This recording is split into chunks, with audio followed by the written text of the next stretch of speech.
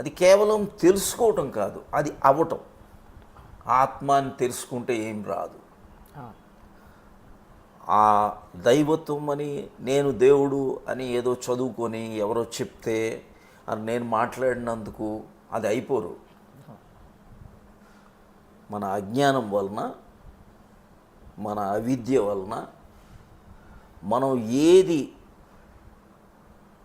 అవునో దాన్ని మర్చిపోయి అహంకారం, అస్మిత ఇలా వచ్చేసి రాగం, ద్వేషం ఇవన్నీ వచ్చేస్తున్నాయి అన్నమాట. సో క్రేవింగ్, ఎవర్షన్కి మూలం ఏంటి? నేను ఈ శరీరం, నేను ఈ మనస్సు అని అనుకుంటూ ఉంటాం కదా. నేను మైత్రేయ, నేను జయ, మనం అనుకుంటున్నాం కదా. ఇవే అడ్డుగోడలు. ఈ అడ్డుగోడలు